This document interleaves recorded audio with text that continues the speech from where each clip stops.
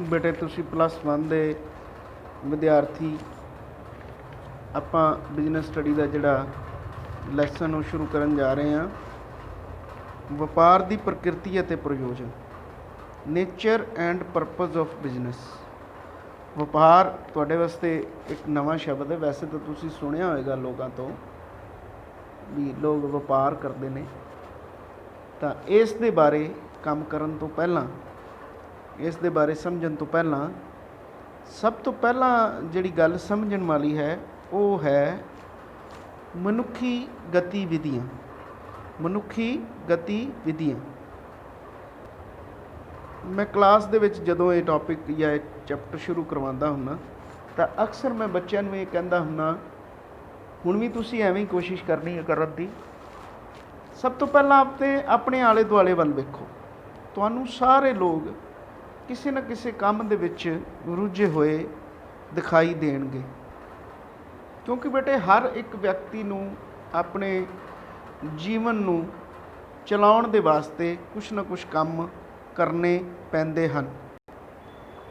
ਆਪਣੀਆਂ ਜ਼ਰੂਰਤਾਂ ਨੂੰ ਪੂਰਾ ਕਰਨ ਲਈ, ਆਪਣੇ ਪਰਿਵਾਰ ਦੀਆਂ ਜ਼ਰੂਰਤਾਂ ਨੂੰ ਪੂਰਾ ਕਰਨ ਲਈ ਲੋਕ ਤੁਹਾਨੂੰ ਅਲੱਗ-ਅਲੱਗ ਤਰ੍ਹਾਂ ਦੇ ਕੰਮਾਂ ਕਾਰਾਂ ਦੇ ਵਿੱਚ ਰੁੱਝੇ ਹੋਏ ਦਿਖਾਈ ਦੇਣਗੇ। ਜੇ ਤੁਸੀਂ ਆਪਣੇ ਆਲੇ ਦੁਆਲੇ ਜਾਂ ਆਪਣੇ ਪਰਿਵਾਰ ਵੱਲ ਹੀ ਵੇਖੋ, ਤੁਹਾਡੀ ਮਦਰ ਵੀ ਕੁਛ ਨਾ ਕੁਛ ਕੰਮ ਕਰ ਰਹੀ ਹੈ, ਤੁਹਾਡਾ ਫਾਦਰ ਉਹ ਵੀ ਕੋਈ ਨਾ ਕੋਈ ਬਿਜ਼ਨਸ ਕਰ ਰਿਹਾ ਹੈ, ਕੋਈ ਨੌਕਰੀ ਲੱਗਾ ਹੋਇਆ ਹੈ, ਕੋਈ ਖੇਤੀ ਦਾ ਕੰਮ ਕਰ ਰਿਹਾ ਹੈ, ਕੋਈ ਮਕੈਨਿਕ ਹੈ, ਕੋਈ ਤੁਸੀਂ ਆਪਣੇ ਆਲੇ ਦੁਆਲੇ ਵੇਖੋ, ਤੁਹਾਨੂੰ ਅਲੱਗ-ਅਲੱਗ ਤਰ੍ਹਾਂ ਦੀਆਂ ਦੁਕਾਨਾਂ, ਅਲੱਗ-ਅਲੱਗ ਤਰ੍ਹਾਂ ਦੇ ਕੰਮ, ਕੋਈ ਸਟਿਚਿੰਗ ਦਾ ਕੰਮ ਕਰ ਰਿਹਾ ਹੈ, ਕੋਈ ਬਿਊਟੀ ਪਾਰਲਰ ਦਾ ਕੰਮ ਕਰ ਰਿਹਾ ਹੈ, ਕੋਈ ਨਾਈ ਦਾ ਕੰਮ ਕਰ ਰਿਹਾ ਹੈ। ਅਲੱਗ-ਅਲੱਗ ਤਰ੍ਹਾਂ ਦੇ ਕੰਮਾਂ ਕਾਰਾਂ ਵਾਲੇ ਲੋਕ ਤੁਹਾਨੂੰ ਨਜ਼ਰ ਆਉਣਗੇ।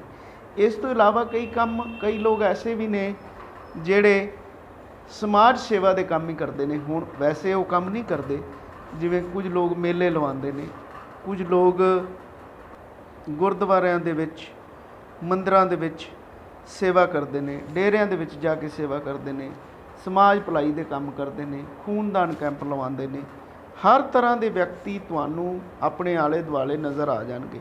ਕੁਝ ਲੋਕ ਨੌਕਰੀਆਂ ਦੇ ਉੱਪਰ ਲੱਗੇ ਹੋਏ ਨੇ, ਜਿਵੇਂ ਕੁਝ ਲੋਕ ਟੀਚਰ ਦੀ ਨੌਕਰੀ ਕਰ ਰਹੇ ਨੇ, ਕੁਝ ਲੋਕ ਵਕੀਲ ਨੇ, ਤਾਂ ਮਨੁੱਖੀ ਜੀਵਨ ਜਿਹੜਾ ਹੈ ਇਹ ਕੰਮ ਦੇ ਆਸ-ਪਾਸ ਹੀ ਬੁਣਿਆ ਹੁੰਦਾ ਹੈ। ਜ਼ਰੂਰਤਾਂ ਨੂੰ ਪੂਰਾ ਕਰਨ ਲਈ ਮਨੁੱਖੀ ਪ੍ਰਾਣੀਆਂ ਨੂੰ ਕੁਝ ਗਤੀਵਿਧੀਆਂ ਜਾਂ ਕੰਮ ਕਰਨ ਦੀ ਜ਼ਰੂਰਤ ਪੈਂਦੀ ਹੈ। ਕਿੱਤਿਆਂ ਨੂੰ ਕਮਾਈ ਕਰਨ ਲਈ ਲੈਂਦੇ ਹਨ ਅਤੇ ਕੁਝ ਗਤੀਵਿਧੀਆਂ ਤੋਂ ਵਿਅਕਤੀਗਤ ਸੰਤੁਸ਼ਟੀ ਲੈਣ ਲਈ ਵੀ ਲੋਕ ਕੰਮ ਕਰਦੇ ਹਨ। ਜਿਵੇਂ ਉਹਨਾਂ ਨੂੰ ਪੈਸੇ ਨਹੀਂ ਮਿਲਦੇ, ਪਰ ਵੈਸੇ ਮਾਨਸਿਕ ਤੌਰ 'ਤੇ ਸੰਤੁਸ਼ਟੀ ਮਿਲਦੀ ਹੈ। ਜਿਵੇਂ ਕਿ ਇੱਕ ਕਾਮਾ ਫੈਕਟਰੀ ਵਿੱਚ ਕੰਮ ਕਰਦਾ ਹੈ, ਇੱਕ ਕਿਸਾਨ ਖੇਤ ਵਿੱਚ ਕੰਮ ਕਰਦਾ ਹੈ, ਇੱਕ ਅਧਿਆਪਕ ਕਲਾਸ ਵਿੱਚ ਪੜ੍ਹਾਉਂਦਾ ਹੈ, ਇੱਕ ਡਾਕਟਰ ਮਰੀਜ਼ਾਂ ਦਾ ਨਿਰੀਖਣ ਕਰਦਾ ਹੈ, ਇੱਕ ਵਪਾਰੀ ਆਦਮੀ ਕੁਝ ਚੀਜ਼ਾਂ ਲਿਆ ਕੇ ਉਸ ਨੂੰ ਵੇਚਦਾ ਹੈ, ਇੱਕ ਦਫ਼ਤਰ ਦੇ ਵਿੱਚ ਕੰਮ ਕਰਨ ਵਾਲਾ ਕਰਮਚਾਰੀ ਆਪਣੇ ਅਫਸਰ ਦੇ ਅਧੀਨ ਕੰਮ ਕਰਦਾ ਹੈ। ਇਸ ਤਰ੍ਹਾਂ ਅਲੱਗ-ਅਲੱਗ ਕੰਮਾਂ ਕਾਰਾਂ ਦੇ ਵਿੱਚ ਰੁੱਝੇ ਹੋਏ ਲੋਕ ਤੁਹਾਨੂੰ ਨਜ਼ਰ ਆ ਜਾਣਗੇ। ਇਹਨਾਂ ਹੀ ਸਾਰੀਆਂ ਚੀਜ਼ਾਂ ਨੂੰ ਆਪਾਂ ਕਹਿੰਦੇ ਹਾਂ ਮਨੁੱਖੀ ਗਤੀਵਿਧੀਆਂ। ਇਹਨਾਂ ਮਨੁੱਖੀ ਗਤੀਵਿਧੀਆਂ ਨੂੰ ਮੈਂ ਬੱਚਿਆਂ ਨੂੰ ਅਕਸਰ ਹੀ ਕਾਪੀ 'ਤੇ ਨੋਟ ਕਰਨ ਲਈ ਕਹਿੰਦਾ ਹਾਂ, ਔਰ ਫਿਰ ਇਹਨਾਂ ਗਤੀਵਿਧੀਆਂ ਨੂੰ ਮੈਂ ਬੱਚਿਆਂ ਨੂੰ 2 ਭਾਗਾਂ ਦੇ ਵਿੱਚ ਵੰਡਣ ਲਈ ਕਹਿੰਦਾ ਹਾਂ। ਇੱਕ ਤਾਂ ਉਹ ਮਨੁੱਖੀ ਗਤੀਵਿਧੀਆਂ ਇਹਦੇ ਵਿੱਚ ਇੱਕ ਪਾਸੇ ਲਿਖਣੀਆਂ ਨੇ ਜਿਨ੍ਹਾਂ ਤੋਂ ਕੰਮ ਕਰਨ ਉਪਰੰਤ ਆਪਾਂ ਨੂੰ ਪੈਸੇ ਮਿਲਦੇ ਹਨ ਜਾਂ ਲਾਭ ਮਿਲਦਾ ਹੈ। ਦੂਸਰੇ ਪਾਸੇ ਉਹ ਗਤੀਵਿਧੀਆਂ ਲਿਖਣੀਆਂ ਹਨ ਜਿਨ੍ਹਾਂ ਤੋਂ ਕੰਮ ਕਰਨ ਲਈ ਆਪਾਂ ਕੰਮ ਤਾਂ ਕਰਦੇ ਹਾਂ, ਪਰ ਕੰਮ ਕਰਨ ਦੇ ਬਦਲੇ ਆਪਾਂ ਨੂੰ ਪੈਸੇ ਨਹੀਂ ਮਿਲਦੇ ਹਨ। ਤਾਂ ਬੱਚੇ ਅਕਸਰ ਹੀ ਬੜੀ ਤਰ੍ਹਾਂ ਦੀਆਂ ਨਵੀਆਂ ਤੋਂ ਨਵੀਆਂ ਜੋ ਉਹਨਾਂ ਦੇ ਦਿਮਾਗ ਵਿੱਚ ਆਉਂਦੇ ਹਨ ਵਿਚਾਰ, ਉਹਨਾਂ ਦੇ ਮੁਤਾਬਕ ਬੱਚੇ ਬਹੁਤ ਸਾਰੇ ਕੰਮ ਲਿਖਦੇ ਹਨ। ਜਿਵੇਂ ਕਿ ਕਈ ਇਸ ਤਰ੍ਹਾਂ ਦੇ ਕੰਮ ਵੀ ਬੱਚੇ ਲਿਖਦੇ ਹਨ, ਜਿਵੇਂ ਕਿ ਸੰਗੀਤ ਸੁਣਨਾ,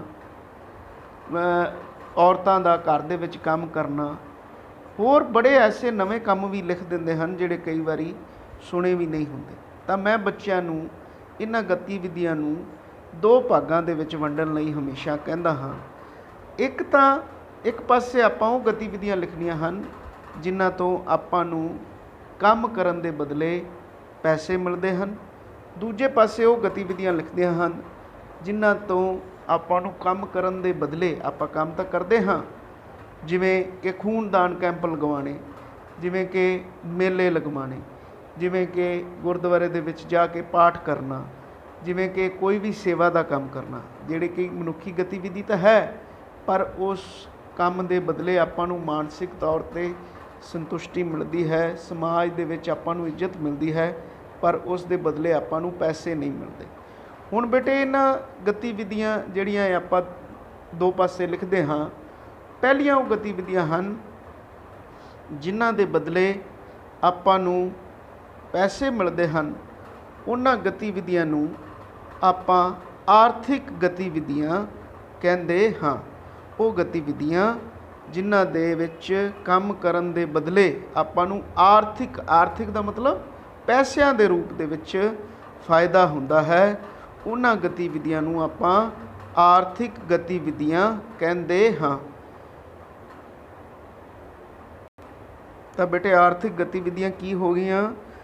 ਉਹ ਸਾਰੀਆਂ ਗਤੀਵਿਧੀਆਂ ਜੋ ਧਨ ਕਮਾਉਣ ਦੇ ਉਦੇਸ਼ ਨਾਲ ਕੀਤੀਆਂ ਜਾਂਦੀਆਂ ਹਨ, ਉਹਨਾਂ ਸਾਰੀਆਂ ਗਤੀਵਿਧੀਆਂ ਨੂੰ ਆਰਥਿਕ ਗਤੀਵਿਧੀਆਂ ਕਿਹਾ ਜਾਂਦਾ ਹੈ। ਆਰਥਿਕ ਗਤੀਵਿਧੀਆਂ ਦਾ ਸੰਬੰਧ ਵਸਤੂਆਂ ਅਤੇ ਸੇਵਾਵਾਂ ਦੇ ਉਤਪਾਦਨ ਅਤੇ ਵੰਡ ਦੇ ਨਾਲ ਹੈ, ਜੋ ਲਾਭ ਦੇ ਕਮਾਉਣ ਦੇ ਲਈ ਕੀਤੀਆਂ ਜਾਂਦੀਆਂ ਹਨ।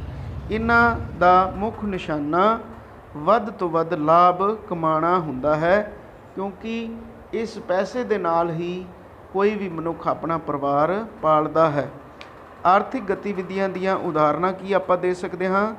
ਇੱਕ ਫੈਕਟਰੀ ਦੇ ਵਿੱਚ ਵਸਤੂਆਂ ਦਾ ਉਤਪਾਦਨ ਵਪਾਰੀਆਂ ਵੱਲੋਂ ਵਸਤੂਆਂ ਦੀ ਖਰੀਦ ਵੇਚ, ਫਸਲਾਂ ਦਾ ਉਤਪਾਦਨ ਵੇਚ ਕਿਸਾਨਾਂ ਵੱਲੋਂ, ਮਾਹਰ ਵਿਅਕਤੀਆਂ ਵੱਲੋਂ ਸੇਵਾਵਾਂ ਦੇਣੀਆਂ, ਜਿਵੇਂ ਕਿ ਇੱਕ ਡਾਕਟਰ ਦੁਆਰਾ, ਇੱਕ ਵਕੀਲ ਦੁਆਰਾ, ਇੱਕ ਚਾਰਟਰਡ ਅਕਾਊਂਟੈਂਟ ਦੁਆਰਾ, ਇੱਕ ਟੀਚਰ ਦੁਆਰਾ ਆਪਣੀਆਂ ਸੇਵਾਵਾਂ ਦਿੱਤੀਆਂ ਜਾਂਦੀਆਂ ਹਨ, ਜਿਸ ਦੇ ਬਦਲੇ ਉਹ ਕੁਝ ਪੈਸੇ ਪ੍ਰਾਪਤ ਕਰਦਾ ਹੈ। ਇਹਨਾਂ ਸਾਰੀਆਂ ਗਤੀਵਿਧੀਆਂ ਨੂੰ ਆਪਾਂ ਬੇਟੇ ਆਰਥਿਕ ਗਤੀਵਿਧੀਆਂ ਕਹਿੰਦੇ ਹਾਂ, ਕਿਉਂਕਿ ਇਹਨਾਂ ਗਤੀਵਿਧੀਆਂ ਤੋਂ ਆਪਾਂ ਨੂੰ ਆਰਥਿਕ ਤੌਰ 'ਤੇ ਫਾਇਦਾ ਮਿਲਦਾ ਹੈ, ਯਾਨੀ ਪੈਸੇ ਦੇ ਰੂਪ ਵਿੱਚ ਫਾਇਦਾ ਮਿਲਦਾ। ਇਸ ਤੋਂ ਬਾਅਦ ਬੇਟੇ ਆ ਗਿਆ ਗੈਰ ਆਰਥਿਕ ਗਤੀਵਿਧੀਆਂ। ਗੈਰ ਆਰਥਿਕ ਗਤੀਵਿਧੀਆਂ ਉਹ ਗਤੀਵਿਧੀਆਂ ਹਨ ਜਿਹੜੀਆਂ ਕਿ ਸਮਾਜਿਕ, ਧਾਰਮਿਕ, ਸੱਭਿਆਚਾਰਕ ਜਾਂ ਦੂਜੇ ਕਾਰਨਾਂ ਦੇ ਲਈ ਕੀਤੀਆਂ ਜਾਂਦੀਆਂ ਹਨ। ਇਹਨਾਂ ਕੰਮਾਂ ਤੋਂ ਸਾਨੂੰ ਕੋਈ ਆਰਥਿਕ ਲਾਭ ਤਾਂ ਨਹੀਂ ਹੁੰਦਾ, ਬਲਕਿ ਮਾਨਸਿਕ ਸੰਤੁਸ਼ਟੀ, ਖੁਸ਼ੀ ਜਾਂ ਸਮਾਜ ਦੇ ਵਿੱਚ ਇੱਜ਼ਤ ਮਾਣ ਮਿਲਦਾ ਹੈ। ਇਸ ਤਰ੍ਹਾਂ ਦੀਆਂ ਗਤੀਵਿਧੀਆਂ ਨੂੰ ਗੈਰ ਆਰਥਿਕ ਗਤੀਵਿਧੀਆਂ ਕਿਹਾ ਜਾਂਦਾ ਹੈ। ਜਿਵੇਂ ਤੁਸੀਂ ਅਕਸਰ ਹੀ ਵੇਖਿਆ ਹੋਵੇਗਾ, ਤੁਹਾਡੀ ਮਾਂ ਤੁਹਾਡੇ ਲਈ ਖਾਣਾ ਬਣਾਉਂਦੀ ਹੈ, ਉਸ ਨੂੰ ਖਾਣਾ ਬਣਾ ਕੇ ਆਪਣੇ ਬੱਚਿਆਂ ਨੂੰ ਖਵਾ ਕੇ ਇੱਕ ਮਾਨਸਿਕ ਤੌਰ 'ਤੇ ਸੰਤੁਸ਼ਟੀ ਮਿਲਦੀ ਹੈ, ਉਸ ਨੂੰ ਖੁਸ਼ੀ ਹੁੰਦੀ ਹੈ। ਉਸ ਨੂੰ ਇਸ ਕੰਮ ਦੇ ਇਵਜ਼ ਦੇ ਵਿੱਚ ਕੋਈ ਪੈਸੇ ਨਹੀਂ ਮਿਲਦੇ। ਇਸੇ ਤਰ੍ਹਾਂ ਹੀ ਜਦੋਂ ਕੋਈ ਦੁਰਘਟਨਾ ਹੋ ਜਾਂਦੀ ਹੈ ਤਾਂ ਕੁਝ ਲੋਕ ਮਰੀਜ਼ਾਂ ਦੀ ਸੇਵਾ ਕਰਦੇ ਹਨ, ਜਾਂ ਕੁਝ ਹਸਪਤਾਲਾਂ ਦੇ ਵਿੱਚ ਜਾ ਕੇ ਮਰੀਜ਼ਾਂ ਦੀ ਸੇਵਾ ਕਰਦੇ ਹਨ।